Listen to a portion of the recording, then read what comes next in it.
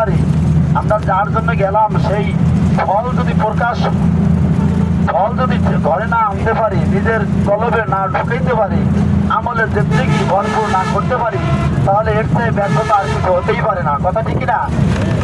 কারণ এই মাহফিলটাকে আমি মনে করছি এই মাহফিলটা অবশ্যই মকবুলিয়ত মাহফিল, তা না হলে চাইলে এই মাহফিলে কেউ আসতে পারে নাই। বাংলাদেশের ভিতরে সবচেয়ে বড় মার্কাজ হয়েছে বর্তমান চরমোনাই। এখানে প্রতি বছর ফাল্গুনের 6টি মাঠ কানায় কানায় ভরপুর। আশেপাশের বাড়িগুলো যারা গেছেন, নতুন যারা গেছেন তাদেরকে এপাশে দেখাতে পারি নাই, তো যারা জানেন তারা দেখছেন যে আশেপাশের বাড়িগুলো কোথাও কোনো জায়গা থাকে না, কিন্তু পরিমাণ মানুষের কানায় কানায় ভরপুর, মানুষের আনাগোনা, ইবাদতের একটা মার্কাজ বাংলাদেশের ভিতরে। তো সেই জায়গায় এখানে সব মিলিয়ে আমার মনে হয় 2টি মাঠ হয়েছে, আমার মনে হয় 2টি মাঠ হয়েছে। তো যাই হোক, এই দরবারে আসাটা এত সহজ নয়। এই দরবারে আসার সাথে সাথে আপনি যেদিন থেকে নিয়ত করবেন, দেখবেন যে আপনার ভিতরে অনেক ঝামেলা পেঁচে গেছে। হয় সংসারের ঝামেলা, আর নাহলে অর্থনৈতিক ঝামেলা, অসুখ বিসুখ, বিভিন্নভাবে আপনাকে পাকড়াও করবে। তো আল্লাহ তাআলা যারা খাস মকবুলিয়াত বান্দা, দেখবেন ওইয়ের ভিতর দিয়েও আল্লাহ তাআলা তাদেরকে মাঠে নিয়ে আসছেন, আলহামদুলিল্লাহ। অর্থাৎ এটা মকবুলিয়াতের নিদর্শন, কবুলিয়াতের নিদর্শন। কথা ঠিক কিনা ভাই?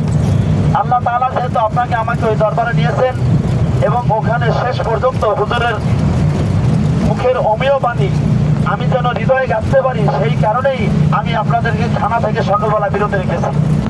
অনাকাঙ্ক্ষিত একটা ঘটনা যেহেতু ঘটে গেছে, তার জন্য আমরা যারা পরিচালনায় ছিলাম আমরা আপনাদেরকে ঠিক মতো খেদমত দিতে পারি নাই। যতটুকু চেষ্টা করেছি, ত্রুটি করি নাই, কিন্তু যদিও অনাকাঙ্ক্ষিতভাবে হয়ে যায়, ওর জন্য আমরা সবাই আপনাদের কাছে ক্ষমা চাচ্ছি। আপনারা আমাদেরকে ক্ষমা সন্তুষ্ট দিতে দেখবেন। তো আল্লাহ তাআলা চাইলে আপনারা সবাই বাড়ি যাবেন, যার যার গন্তব্যে চলে যাবেন। আপনারা যারা বায়াত হয়েছেন, যারা চাইছেন যে আমি আমার জিন্দেগিটাকে আমি পরিপূর্ণভাবে আল্লাহ তাআলার হুকুমের উপরে আমি চালাবো, তাদেরকে বলছি। আর যাদের মনে করেন যে না আমি জিন্দেগিটা ওইভাবে চালাবো না, মন চাহে জিন্দেগি চালাবো, তাহলে তাদের জন্য এই কথাগুলো নয়। আমি বলতে চাচ্ছি, আপনারা যারা আল্লাহ তাআলার হুকুম অনুযায়ী চালাইতে চাচ্ছেন, তারা ঠিক প্রতিদিন ফজরের পরে কাজ যদি জরুরি কাজ না থাকে, তাহলে আপনারা ফজরের পরে নামাজের পরে বসে যাবেন। বসে ওইভাবে এরপরে দরুদ পড়লেন, এরপরে আস্তাগফিরুল্লাহ ইস্তিগফার পড়লেন, এরপরে 100 বার সুবহানাল্লাহ পড়লেন। নতুন যারা আছেন 100 বার সুবহানাল্লাহ, 100 বার আলহামদুলিল্লাহ, 100 বার আল্লাহু আকবার। এই যখন পড়বেন, এই পড়ার সময় খেয়াল করবেন যে আমি আল্লাহকে দেখে দেখে ডাকতেছি। আল্লাহ তাআলা বলতেছে বান্দা বোলাও কে। আল্লাহ কোথায় চাই রয়েছেন? আল্লাহ তাআলা তো সব জায়গায় চাই রয়েছেন। আল্লাহ তাআলা আমার নির্দিষ্ট একটা স্থান, কপাল এবং নাকের ঢালা জায়গায় এখানে চাই রয়েছে। এই খেয়ালটা ভিতরে পয়দা করবেন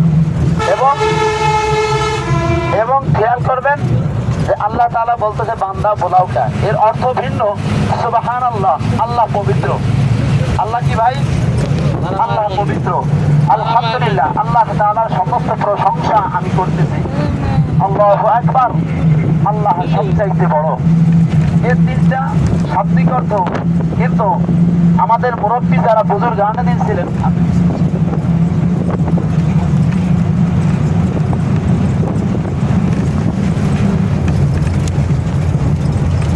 আমাদের এই তরিকার মুরব্বী যারা, তারা সহজ শালীন একটা ভাষা ব্যবহার করতেন যে আল্লাহ তাআলা আমার দিকে চাই আছেন, আর আল্লাহ তাআলা বলতেছেন বান্দা বোলাও কে।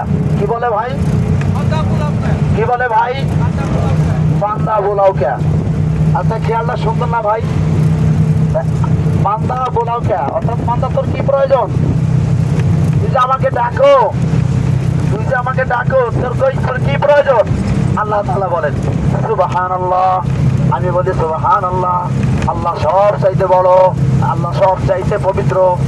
আল্লাহ তাআলা বলেন তোর যখন ওই নাপাক জবানে তোর যখন তোর এই ছোট্ট জবানে তুই যখন আমাকে সারা মাখলুকাতের ভিতরে পবিত্র বলে ঘোষণা করছিস, আমিও তোকে আজ থেকে সারা মাখলুকাতের ভিতরে তোকে আমি পবিত্র বলে ঘোষণা করলাম। সুবহানাল্লাহ।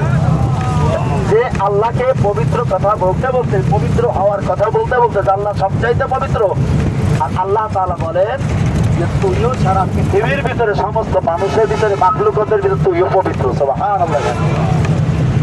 তাহলে এই প্রতিদিন যদি সকাল এবং সন্ধ্যায় এই পবিত্র আমার এই মুখে পবিত্র বলে ঘোষণা করতে করতে আমার দিলটাকে আল্লাহ তাআলা তোর দিলটাকেও আমি পবিত্র করে দিলাম। সুবহানাল্লাহ। কথা সুন্দর না ভাই? তাহলে পবিত্র হওয়ার দরকার আছে কিনা? আল্লাহ কি বলেন? ইয়া আইয়ুহান নাফসুল মুতমাইন্নাহ, পবিত্র আত্মার দলেরা কোথায়? সেদিন বলবে পবিত্র আত্মার দলেরা কোথায়, আসো। তাহলে দুনিয়া থেকে যদি আমি পবিত্র আমার আত্মাকে পবিত্র না করতে পারি, তাহলে তো আমার পবিত্র আত্মা বলে কিয়ামতের দিন আল্লাহ তাআলা আমাকে ডাকবে না, ঠিক কিনা? তাহলে পবিত্র হওয়ার দরকার আছে কি আছে না? আছে। ঠিক তদ্রুপ সন্ধ্যার সময় এরকম সুবহানাল্লাহ 100 বার পড়বো। নতুন যারা আছে, নতুন যারা আছে সুবহানাল্লাহ এইভাবে পড়বো। আবার আলহামদুলিল্লাহ 100 বার পড়বো। আমি আল্লাহ তাআলার শুকরিয়া আদায় করলাম। আল্লাহ তাআলা আমাকে বললেন, বান্দা তুই যে আমাকে সমস্ত প্রশংসা করতেছিস, তুই যে আমার যে সমস্ত নিয়ামতের শুকরিয়া করতেছিস, যা তোর নিয়ামতকে আমি আরো বাড়াই দেবো। সুবহানাল্লাহ। লাইন শাকারতুম লাযিদান্নাকুম ওয়া লাইন কাফারতুম ইন্না আযাবি লাশাদীদ। বান্দা তুই যত নিয়ামত পাইছো, নিয়ামতের শুকরিয়া আদায় করছো, আমি তোর নিয়ামতকে আরো বাড়াই দেবো। সুবহানাল্লাহ। কি বলে আল্লাহ? যে বান্দা তুই সকালে আমাকে আমার নিয়ামত আদায় করছিস, আমার শুকরিয়া আদায় করছিস, তুই এত নিয়ামত পাইয়া এত শুকরিয়া আদায় করতেছিস, আমি তোর নিয়ামতে ভরপুর করে দেবো।